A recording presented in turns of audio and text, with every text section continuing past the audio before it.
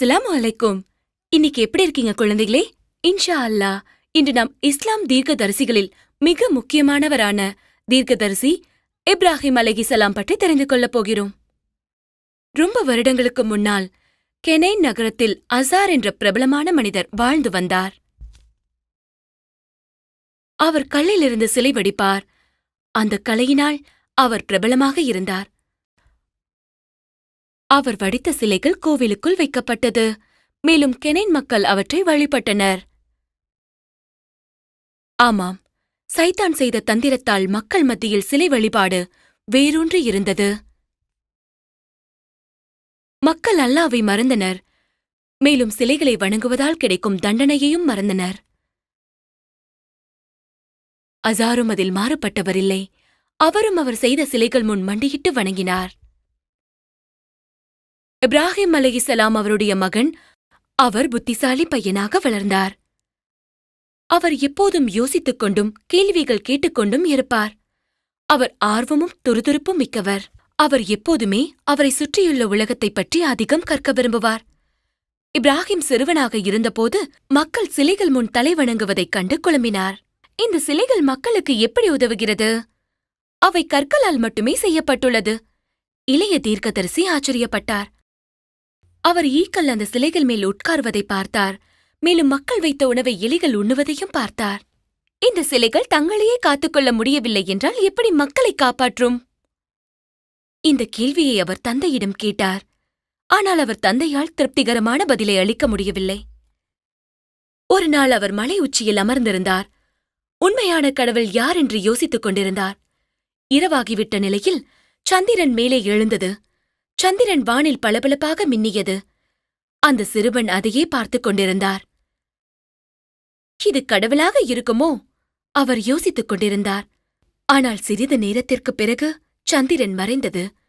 உண்மையான கடவுள் எப்போதுமே மறைய மாட்டார், அவர் தனக்குள் கூறிக்கொண்டார். பிறகு நட்சத்திரங்கள் மேலே வந்தது. அந்த சிறுவன் மறுபடியும் இது உண்மையான கடவுளா என்று ஆச்சரியப்பட்டார். விடிந்த பிறகு நட்சத்திரங்களும் மறைந்தது. இளம் தீர்க்கதரிசி நட்சத்திரங்களும் உண்மையான கடவுள் இல்லை என்பதை உணர்ந்தார். காலையில் சூரியன் வந்த பிறகு தீர்க்கதரிசிக்கு அதே சந்தேகம் எழுந்தது. ஆனால் மாலையில் சூரியன் மறைந்த பிறகு அவர் சந்தேகம் மறுபடியும் தீர்ந்தது. பிறகுதான் அவருக்கு வெளிப்பாடு ஏற்பட்டது. அவர் அனைத்தையும் உணர்ந்தார். சூரியன், சந்திரன் மற்றும் நட்சத்திரங்கள் அனைத்துமே ஒரு உண்மையான கடவுளின் படைப்பு. மற்றும் அந்த கடவுள் வேறு யாரும் இல்லை, அது அல்லாஹ். மக்களை சிலைகளை வழிபட வேண்டாம் என்று சொல் என்று அல்லாஹ் கட்டளையிட்டார்.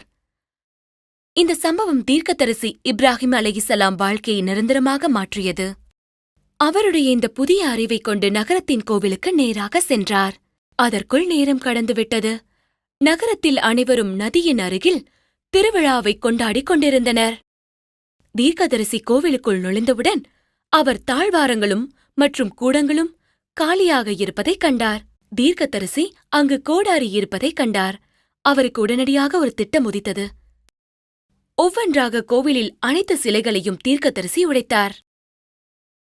அவர் பெரிய சிலைகள், சிறியது, தட்டையானது மற்றும் உயரமானது என அனைத்தையும் உடைத்தார்.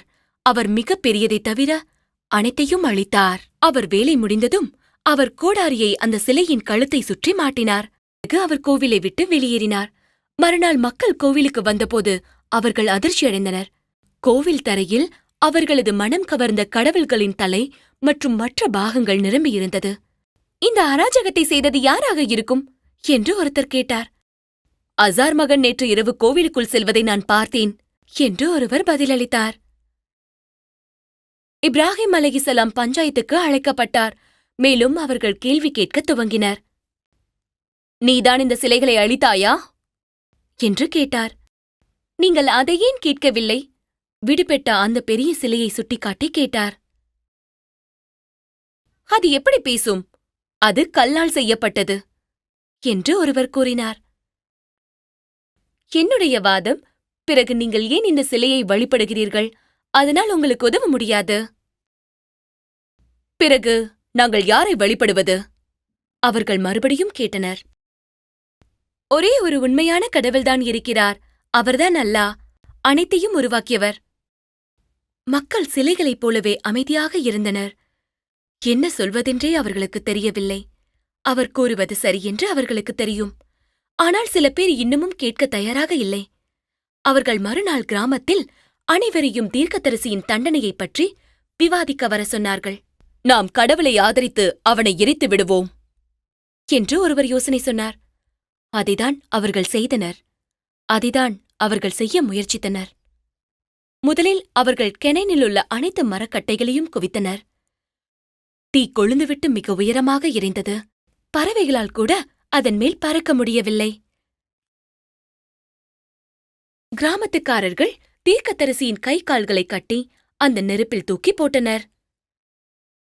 தீர்க்கதரிசி நெருப்புக்குள் இறங்கியதும் அல்லாஹ் தீர்க்கதரிசிக்கு அதை குளிர்ச்சியாகவும் பாதுகாப்பாகவும் மாற்றினார். தீர்க்கதரிசி அந்த நெருப்புக்குள் நீண்ட நேரம் அமர்ந்திருந்தார். ஆனால் அவருக்கு எந்த ஆபத்தும் வரவில்லை. மக்கள் இந்த இளம் வாலிபனை நெருப்பு தீண்டாததை கண்டனர். அவர்கள் ஆச்சரியப்பட்டனர். மறுபடியும் அவர்கள் கண் முன்னால் நடந்து கொண்டிருப்பதை அவர்களால் உணர முடியவில்லை. அந்த மனிதர்கள் மேலும் மேலும் கோபமடைந்தனர். அவன் எப்படி தப்பிக்கலாம்? அவன் எப்படி உயிரோடு இருக்கலாம்? கெனைன் நகரத்தை நிம்ரோட் என்ற கொடூர அரசன் ஆண்டு வந்தான். அவன் தன்னை கடவுள் என்று எண்ணிக்கொண்டிருந்தான். மேலும் அவன் ஒரு கொடூரன். நிம்ரோத் இப்ராஹிம் அலைஹிஸ்ஸலாம் பற்றியும் அவரது போதனைகள் பற்றியும் கேள்விப்பட்டதும் மிகவும் கோபமடைந்தார். அவர் இளம் தீர்க்கதரிசியை தன்னுடைய அரண்மனையின் நீதிமன்றத்துக்கு அழைத்து கேள்வி கேட்டார். உன்னுடைய கடவுள் யார் இப்ராஹிம்? தீர்க்கதரிசி கூறினார், என் கடவுள் அல்லாஹ். ராஜா கேட்டார், அல்லாஹ் யார் இப்ராஹிம்? தீர்க்கதரிசி கூறினார், பிறப்பையும் இறப்பையும் அளிப்பவர். ராஜா கூறினார், என்னால் வாழ்க்கையை கொடுக்கவும் முடியும் அளிக்கவும் முடியும், பார்க்கிறாயா? பிறகு அவர் முன்னால் ஒரு மனிதனை அழைத்து வந்து அவனை தீர்க்கதரிசி முன்வைத்தே கொன்றனர்.